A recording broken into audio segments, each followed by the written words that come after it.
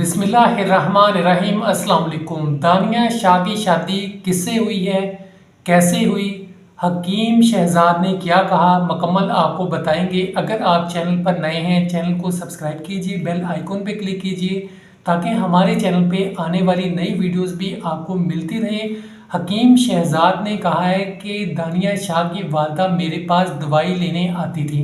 उन्होंने कहा कि आप मेरे घर भी चक्कर लगाएं। तो इस तरह एक बार मैं उनके यहाँ मिलने चला गया तो मैंने उनके घर जाके देखा कि इनके हालात ख़राब हैं।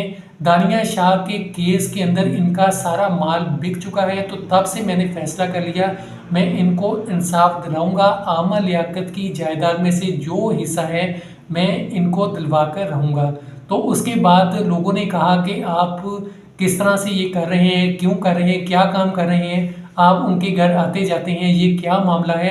तो इस तरह से लोगों ने सवाल उठाना शुरू कर दिए। मैंने दानिया शाह से बात की कि मैं आपसे शादी करना चाहता हूँ। दानिया शाह से मेरी फ़ोन पे बात होती थी। दानिया शाह ने कहा मैं आपसे कोई दोस्ती नहीं रखना चाहती, अगर निकाह करना है तो ठीक है। तो उसके बाद मैंने इनसे निकाह कर लिया और मेरी ये चौथी बीवी हैं। मैंने इनको हक महर के अंदर 60 लाख की गाड़ी, एक घर और सोने के सेट दिए हैं। तो हक महर में ये चीज़ें हुई हैं। अब यहाँ पे आपको बताते चलें कि दानिया शाह आमा लियाकत की तीसरी बीवी थी। उनके ऊपर मुख्तलिफ मुकदमात थे कि जो आमा लियाकत ने खुदकुशी की, जो कदम उठाया इनकी वजह से है। ये भी कहा मैं काफ़ी महीने नमाजें पढ़ता रहा, दवाएं मांगता रहा कि मेरी दानिया शाह से शादी हो जाए। तो उसके बाद अल्लाह ताला ने मेरी दुआओं को कबूल फरमाया और मेरी शादी हो गई।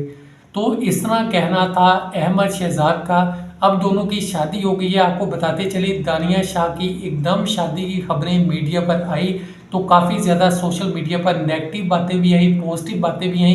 काफ़ी सालों के बाद दानिया शाह का अचानक जब नाम सामने आया तो अच्छे लोग भी हैं जो अच्छी बातें कर रहे हैं, दूसरी तरफ नेगेटिव लोग भी हैं जो नेगेटिव बातें कर रहे हैं। हर तरह के लोग हैं। इन सब बातों का यही मतलब है कि उनकी शादी हो चुकी है। इसके अलावा जैसा कि अहमद शहजाद ने कहा कि मैं जब दानिया शाह के घर गया मैंने हालात बहुत ख़राब देखे और मुझे नज़र आ गया कि इनके घर का सब कुछ बिक चुका है। इस केस के पीछे मैं पूरा इनका साथ दूंगा केस लड़ने में और इनका हक दिलाने में। जो आमर लियाकत की जायदाद थी उसमें से इनका भी विरासत में हिस्सा बनता है।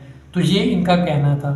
मज़ीद भी जैसे जैसे अपडेट्स आएंगी आपको देते रहेंगे। अगर आप चैनल पर नए हैं चैनल को सब्सक्राइब कीजिए, बेल आइकन पे क्लिक कीजिए ताकि चैनल पे आने वाली तमाम नई वीडियोस भी आपको मिलती रहें। खुदा हाफिज़।